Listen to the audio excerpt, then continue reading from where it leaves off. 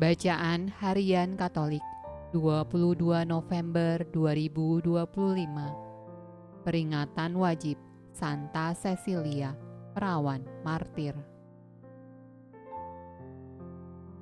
Marilah berdoa. Dalam nama Bapa dan Putra dan Roh Kudus. Amin. Allah yang berbelas kasih, sabdamu adalah terang dan pelita hidup kami. Utuslah Roh Kudus-Mu untuk membuka telinga, hati dan budi kami untuk mendengarkan dan memahami sabda-Mu. Doronglah kehendak dan tekad kami untuk mengamalkan sabda-Mu dalam hidup dan perutusan kami sehari-hari. Amin.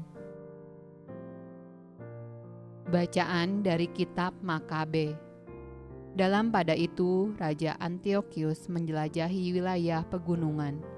Didengarnya kabar bahwa Elimais, sebuah kota di negeri Persia, adalah termasyur karena kekayaan perak dan emas, dan lagi bahwa kuil di kota itu sangat kaya pula, oleh karena di sana ada alat-alat perang emas, lemena serta senjata yang ditinggalkan Alexander bin Filipus, Raja Makedonia, yang mula-mula merajai orang-orang Yunani. Maka datanglah ia ke sana dan berusaha merebut kota itu serta menjarahinya. Tetapi ia tidak berhasil oleh karena maksudnya ketahuan oleh penduduk kota itu. Mereka memberikan perlawanan kepada raja, sehingga ia lari serta berangkat dari situ dengan sesal hati yang besar hendak kembali ke Babel.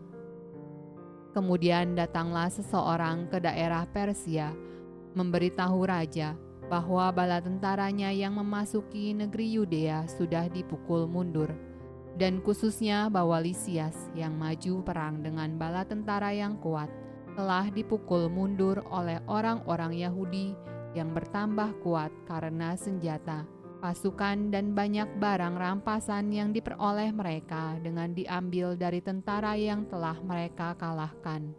Orang-orang Yahudi juga telah membongkar kekejian yang telah ditegakkan raja di atas mezbah di Yerusalem. Bait suci telah dipagari oleh mereka dengan tembok-tembok yang tinggi seperti dahulu, dan demikian pun halnya dengan Bet-Sur, salah satu kota raja. Mendengar berita itu, maka tercenganglah raja dan sangat tergeraklah hatinya. Ia merebahkan diri di ranjang dan jatuh sakit karena sakit hati, sebab semuanya tidak terjadi sebagaimana diinginkannya. Berhari-hari raja berbaring di ranjangnya, sedang terus-menerus dihinggapi kemurungan besar. Ketika merasa akan meninggal, dipanggilnya semua sahabatnya, lalu dikatakannya kepada mereka, "Tidur sudah lenyap dari mataku, dan hatiku hancur karena kemasygulan." Maka dalam hati aku berkata, "Kepada keimpitan dan kemalangan manakah aku sampai sekarang ini? Aku ini yang murah hati dan tercinta dalam kekuasaanku." Tetapi teringatlah aku sekarang kepada segala kejahatan yang telah kuperbuat kepada Yerusalem dengan mengambil perkakas perak dan emas yang ada di kota itu, dan dengan menyuruh bahwa penduduk Yehuda harus ditumpas dengan sewenang-wenang. Aku sudah menjadi insaf bahwa oleh karena semuanya itulah maka aku didatangi malapetaka ini. Sungguh aku jatuh binasa dengan sangat sedih hati di negeri yang asing.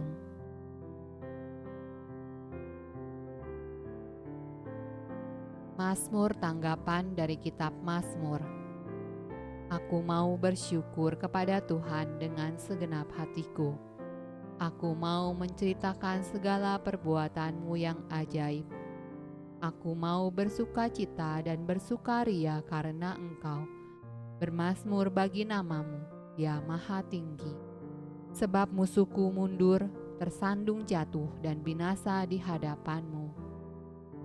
Engkau telah menghardik bangsa-bangsa, telah membinasakan orang-orang fasik. Nama mereka telah Kau hapuskan untuk seterusnya dan selama-lamanya. Bangsa-bangsa terbenam dalam pelubang yang dibuatnya. kakinya tertangkap dalam jaring yang dipasangnya sendiri. Sebab bukan untuk seterusnya orang miskin dilupakan, bukan untuk selamanya hilang harapan orang sengsara.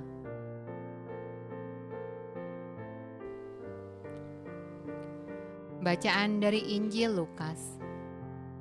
Maka datanglah kepada Yesus beberapa orang Saduki yang tidak mengakui adanya kebangkitan. Mereka bertanya kepadanya, "Guru, Musa menuliskan perintah ini untuk kita.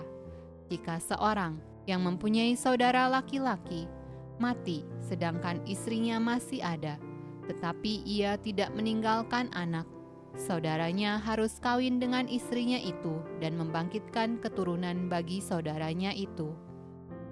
Adalah 7 orang bersaudara. Yang pertama kawin dengan seorang perempuan, lalu mati dengan tidak meninggalkan anak.